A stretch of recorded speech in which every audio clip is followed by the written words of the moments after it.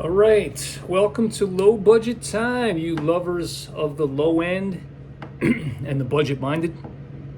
So today we're going to take a look at basically three watches. We're going to talk about the SD1962, and then we're going to also have a look at a couple Seiko 62 mas reinterpretation, or kind of like a reintroduction that Seiko put out. I did not look up how long ago that they introduced that watch. Something tells me it was sometime in the later, let me see, I would say it's probably in, I want to say 2018, 2019, somewhere around there.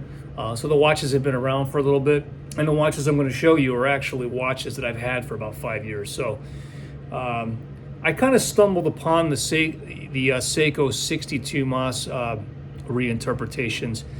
Kind of like when I was collecting the Seikos that, I may have mentioned that in previous videos that I've done, but they are just great watches, and here's one here. This is the SPD 143. It's what they call a bronze gild. It has a kind of like a coffee color, or I guess almost like actually a bronze color. More of a bronze color in the dial, and it has a gold gilded handset. And then this is the SPD 147. So this is the first one I bought. So excellent watches, very, very nice watches. And I'll explain the things that I like about those watches and the things that I wish were better on those watches. But this is the SD 1962. This happens to be kind of a homage to the 62 mas. So let's first talk about what makes the 62 mas so special, at least in the Seiko catalog. The 62 mas was launched in, I think was commercially launched in around 1965. So it was in development from 1962, and they finally made it available to the public. At least this is what I can gather on the web from some of the research that I've done. So in 1965, they introduced this dive watch. That it was the first one, and it had a Hardlex crystal on it. Believe it or not, they had the Hardlex back then, and it had the 6217A automatic movement. That was, no hacking or hand winding back then, but it wasn't automatic. And I think it could have been one of their first automatics.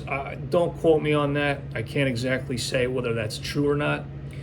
But the reference number for the original 62 mas would be 6217-8000.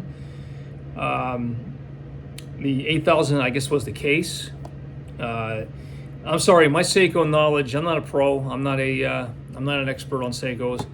This is not where you come for that. This is totally just what I think of the watch, always from a consumer's perspective. That's how I'm going to give you my opinion. I'm not going to, if I say something that I'm not sure about, I'm going to tell you, hey, I'm not sure about this. You may want to check it out, but this is what I think I know. And if you want to correct me down in the comment section, just keep it clean. Don't be mean. Don't bash me. I'm just a watch lover like you guys. I'm not trying to sell watches. I'm not trying to make money on this. I'm just doing my thing, man. Sharing what I got, sharing what's in my collection, sharing what I just got, right? So that's how we're going to do it. So the small crown version of that watch was, like I said, it was introduced around 1965. They later introduced in 1966 a large crown version.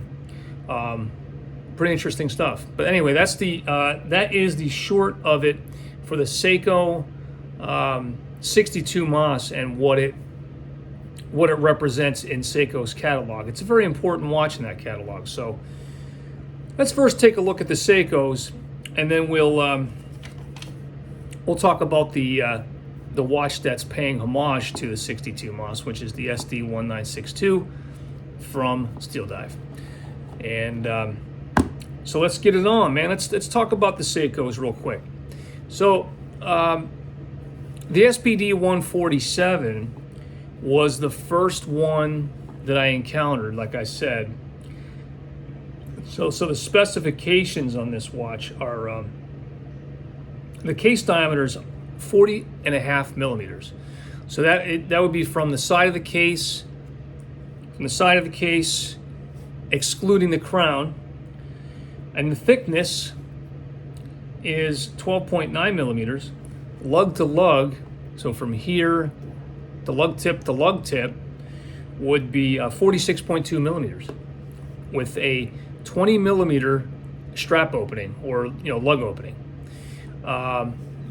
This watch also has 316L stainless steel construction, but it has something what Seiko calls diashield. Diashield is supposed to be, I guess, like a heat treating chemical or a process to aid the watch in scratch resistance. I don't know how well that works. I have no experience with it, so if you guys do and you want to put it in the comment section, I'd be interested to know. These watches are just in my collection, so I can't really say for sure whether there is any validity to that, but it is what it is, right? So it has a 120 click bezel. That's Seiko smooth.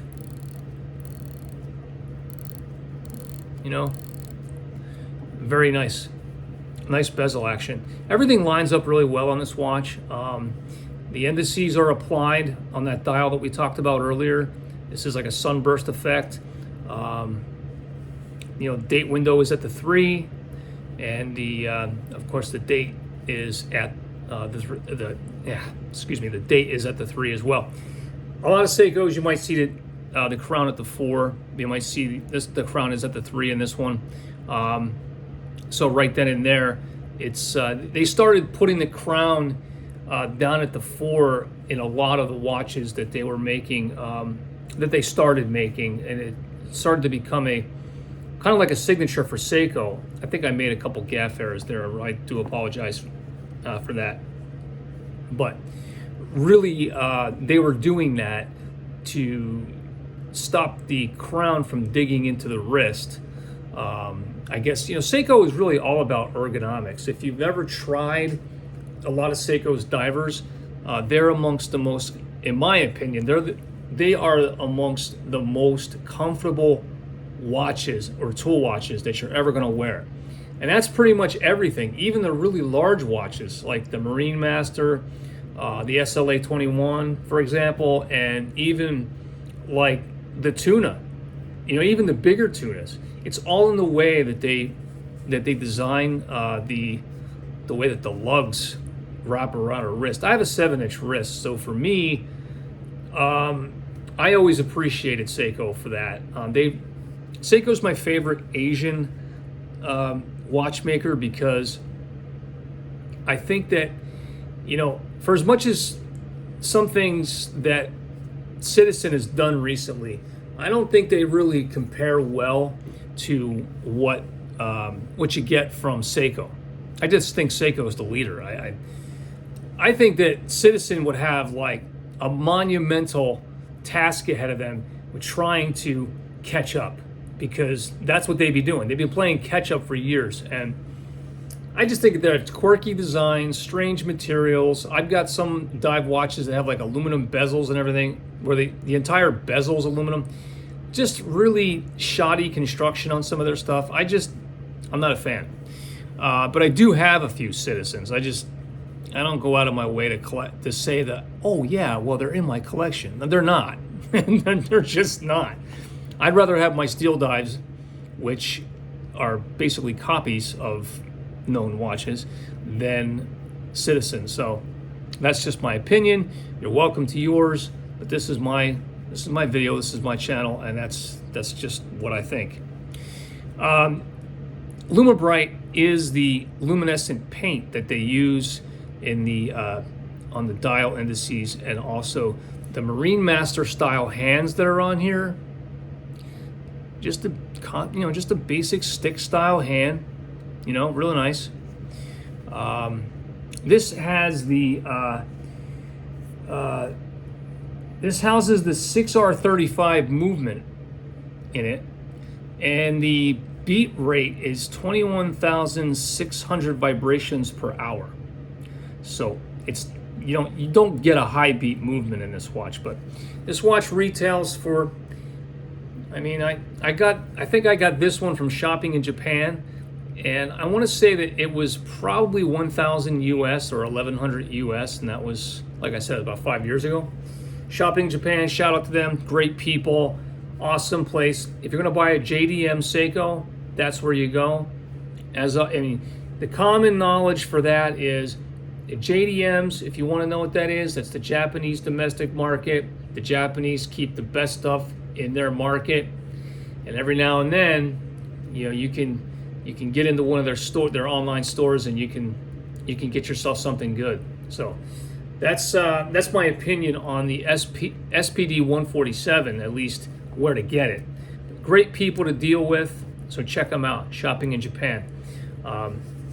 Anyway, the bracelet on this is actually an upgrade from what you'll find historically on some Seikos. Seiko has always taken a hit on bracelet quality, end links, clasps. But let me show you this clasp because it's actually very, very nice. This is something that I was not expecting when I got this watch, and it's just an elevated quality. Chamfered edge, polished here, totally milled clasp. It's got a diver's extension, really, really sharp. Just quality piece, man, all the way around. I do like this watch. I was gonna move on. I was gonna move this watch on, but when I picked it up to get some pictures of it, I'm like, what the hell am I doing? I can't sell this watch. It's really, really a nice. It's one of my favorite watches, actually. It doesn't get any wrist time. It's just in my collection. Look, that's nice. That is really nice. Like, you ask yourself the question, well, why couldn't Seiko do that? Like, why couldn't they have been doing this all along? I can't answer that question. I just think that Seiko just charges you out the ass for a lot of the stuff that you kind of like think that, well, maybe they should have been given that all along, but they don't. One more thing, the bezel insert on here, it is actually an insert. It's made from stainless steel. The criticism I have on this watch, and really it's the only real criticism I have, also the bracelet's a pin and collar, but that doesn't really bother me too much. They made this in stainless steel, but this is, even though it's got the Diashield coating on it, I don't really know, it's not going to have the scratch resistance of a ceramic bezel insert. So, I've been looking to see if anybody has been brave enough to introduce a ceramic insert as an upgrade. Because otherwise, I think the watches are they're just beautiful. If somebody would start making that, I actually considered going and having them made. I have a supplier that I was working with on Alibaba. I can easily reach out to him, and I can put these things out there. I might do it. I'm thinking about it, but it's going to cost me probably between $500 to $1,000 to get it started, and it's a gamble, right? Plus, I have to find an outlet to get these things sold in. Like, I have to. What's the vehicle? Is it YouTube? Is it eBay? Is it, you follow what I'm saying? Like, I don't even know where to begin, because my last venture, it did not go well. And I have a Tudor Black Bay, and it's the 41 millimeter, and I wanted to have a ceramic bezel insert made for it. So I had one made for it. And I had a couple. I sold them because I had a sample size. I bought 5. That was the agreement with the manufacturer. Unfortunately, the people who follow Tudor, they were thinking that I ruined the watch, and I got all this like negative feedback. I'm like, you know what? I don't need this. I sold 2 of them, and the guys I sold the inserts to, they loved it. The one guy only bought the watch if he could get the insert from me. He had to check first and make sure that he had the insert in hand before he pulled the trigger to buy the watch. Not kidding you. But he reached out to me recently asking me, he had bought a GMT, and he's like, hey man, are you making these in a, are you doing these for the GMT? I'm like, no. I said, I'm not doing anything anymore with that, because people were up in arms, man. They were you know, fire and brimstone, pitchforks. I mean, they were thinking that I ruined the watch. I stopped even posting photographs of the watch because people were just that adamant about me ruining,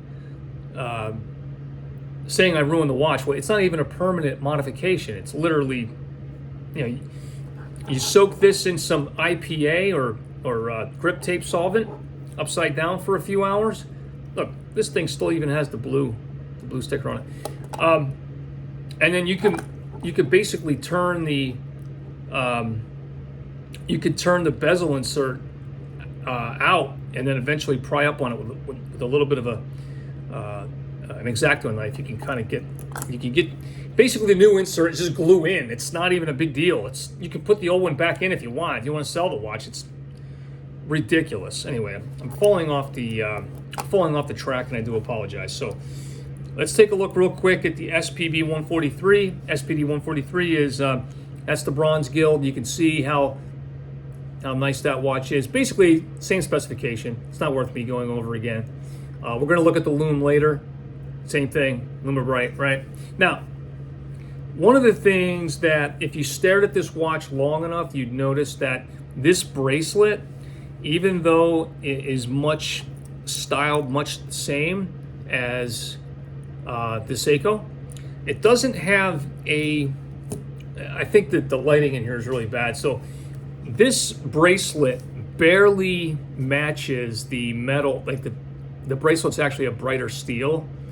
The bracelet's an aftermarket bracelet from Miltat or Strap Code. So it's all screws, and you can see it's got, you know, different clasp and everything on it, but it's all milled. It's real nice stuff, man. But yeah, I love this watch too, and I wanted to take it off the rubber strap. And as I'm looking at it, you have to really stare at it, but there's definitely a difference in color. So that's the 2 Seikos. That's the story of Seiko 62 Mas, as I know it, as I'm able to explain it. If I left anything out, hey guys, add it, man. Like I said, the more information, the better. That's what we're here for. Now, the Steeldive, let's get into the specifications on the Steeldive, and then we'll talk about everything I love about this watch, and then the 1 or 2 things I don't like about it. Okay, so the SD1962, the specifications are the case dimension, or the side of the case to the without the crown, or excluding the crown, is 42 millimeters, and the thickness is 15.6 millimeters with a lug to lug of 52.5 millimeters and a 20 millimeter lug opening. All right, so here's what I think, and I didn't actually go and I didn't do any research on this. I probably should have, but I think that this watch pays more homage to the classic 62 Mas than the ones we just looked at, if you can believe that. And if you look at the indices on this thing, go look up it. I wish I could pop it up, and that's part of the reason why, you know, I'm getting to the point where I'm not going to do any more of these, because if I can't, you know, pop up something over here and say, hey, look at this. This is the way the original one looked. You know what I mean? Like, I can't even do that. So you'd have to like go on your own and like, you know, look at the indices on this, right? So if you look at Seiko's reinterpretation, you know, you can see the difference. And you can see that the indices are much larger on the SD1962. Also, you know, the bezel insert is fashioned the same way, right? It has the numerals and markers are pretty much the same. It's kind of SKX-ish, sort of, but it's definitely Seiko. Like, it's definitely Seiko flavor.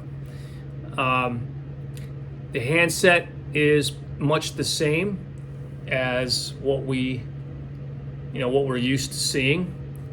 The Marine Master style, and basically it's just got like a little bit of a rectangle on the end of the central second hand, and that's pretty much what the Seiko has too. Coin edge bezel, 120 click bezel, and crown is the 3 again, date at the 3. This houses the NH35A, which is Seiko, right? So it's like a low budget Seiko, pretty much. The one thing that I'm not crazy about on this watch, and I'm kind of getting used to it, but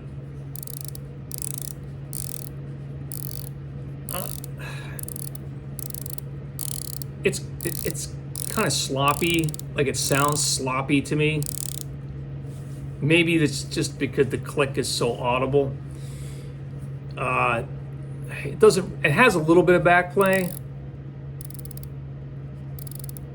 but for a watch that retails about $120, it's really hardly worth mentioning, I think. It's not like it's like shaky or wobbling or anything like that. It's not. Okay, it's actually pretty decent. I don't know if you can see it, guys, but you see the sunburst effect there on the dial. Applied indices with C3. I believe it's C3. Well, we'll find that out. I believe it's C3 Superluminova. It might be BGW9 too, but we'll know that. C3 glows green and BGW9 glows blue. So it's one or the other. I don't recall which one this is, but we'll have a look at the end of the video.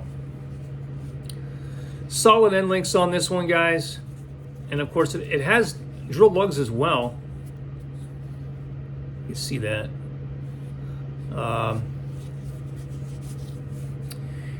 Really nice watch. Sign crown. Polished bits on the side. Some satining up on the top there. I really do believe that Steeldive did a nice job on this watch. I don't know. It's hard to fault a watch that gives you so much value for hardly anything, like basically pennies. So when you think of the retail price of this versus the retail price on this, sapphire crystal, it is a domed sapphire crystal, double dome on the inside, but it's flat on the top. I guess you could say it's like a top hat sapphire, but it has a domed effect on the underside. You can get some kind of distortion off the way see that? It does have AR coating on the inside. It's a remarkable watch. It is one of my favorites, but I say that about pretty much every watch I have coming in here for my review on these things. But there are so many videos. It's kind of nauseating how many videos there are of this watch. And I think for the most part, people genuinely give passes to the little things, like, the bezel we talked about, right? It's not the worst bezel in the world, for God's sakes. But, some of the bezels I have on some of my Steeldives are so good that the last two, this one and the 1977, kind of, but again, as long as the bezel just doesn't start like falling out of.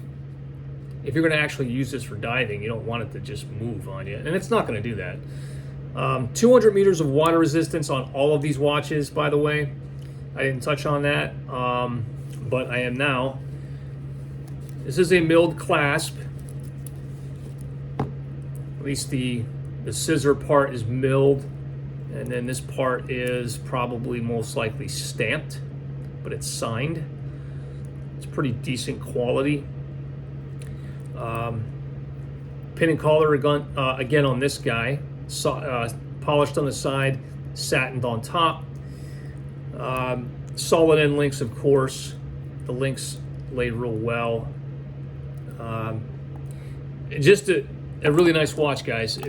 It's really hard to find really. It's hard to even like point out the things about the bezel and everything. It's just, you know, really nice. And I didn't mention that this is actually ceramic. This is ceramic insert, but you can see that this bezel insert kind of looks, you know, how Seiko SKX-ish it looks. But you know, everything lines up really well, and it's a nice watch. It wears well. It's very comfortable. If you've never tried a 62 Mas type of watch, give it a shot, man. I mean, they're very comfortable. Whether you go for the high dollar Seiko or you go for the low budget SD1962. There are different variations. There's different colors that you can get the dial in green. You can get it in, this is what they call black, but you can get it in green, you can get it in blue, and I gotta say, they're probably magnificent looking watches. But for the price, hell, you could buy all three if you wanted. I recommend that. If you got the money to do it, go for it. I don't have a lot more to say about this watch, guys. I'm gonna check the lume on these, and then we're gonna wrap things up and then call it a day. Let's do the Seikos first. I'm gonna shut the main light out, and then we'll get down to it.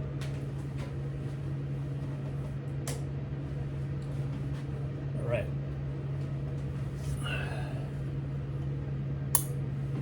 Okay. Everything's actually glowing already, if you can believe that.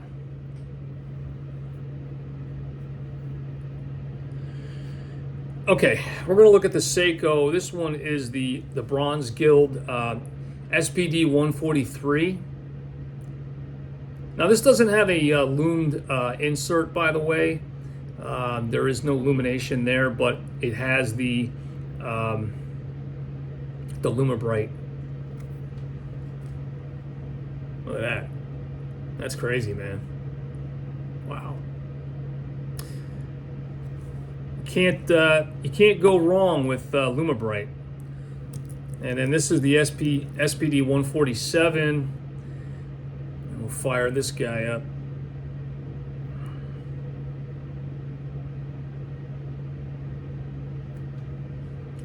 Yeah, that one's more green. Still pretty cool. Any way to look at it. Yeah, if you look at the two, one is more blue and one is more green. Interesting.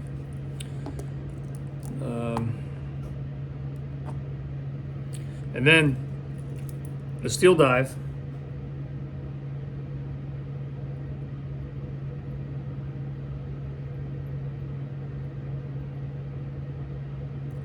This looks like it's green, so I'm going to say that this is C3. This is C3 Super Luminova, right? And then the insert has BGW9 Super Luminova. Yeah, I've never been disappointed by Steeldive's Lume, but. Yeah, man. If you like lume, you got some heavy hitters here with the lume, man. Look at that. It's like a torch. Yeah, whoops, they look pretty good. They look pretty good. All right, guys. I don't have a lot more to say here in this video, but I was able to keep things under a half hour. well, actually, it's gonna go over. If you guys aren't subscribing to me, maybe you will. Hit the subscribe button. It doesn't cost anything. I promise I won't bug you. I don't post a lot of videos, but I do post them every now and then. Sometimes I find a cool strap I want to share with you. Sometimes, sometimes I get a cool watch in. One way or the other, I don't post a lot. I have been lately, but that's probably going to die down as we're coming to the end of the year. I'm going to, slow my videos down, and then you probably won't hear anything back until probably around January, February for me. But that's not to say you won't. I'm just saying that I don't know what I'm going to be doing. Sometimes I'm just doing these things off the cuff, man. It's like, hey, I got this. I've been meaning to get to this watch. I've had it for a little bit, but I've been meaning to tell you about it. And I believe there's an 11/11 sale, or a November 11th sale from AliExpress. If you're not dealing with AliExpress, get the app, man. I've actually been quite surprised, and I've been quite satisfied with the service from AliExpress and what I was able to find on there. But there's like so many videos out there with guys talking about AliExpress watches. It's kind of crazy. But if you're interested in a high quality or higher quality watch for not a whole lot of money, you can't beat AliExpress, man. But that's all I got for today's video, guys. Again, if you want to subscribe to me, subscribe. Hit that subscribe button. Smash the like button if you liked it. I hope you did. I'll see you guys in the next episode of Low Budget Time. And as always, take care, stay safe, and be well.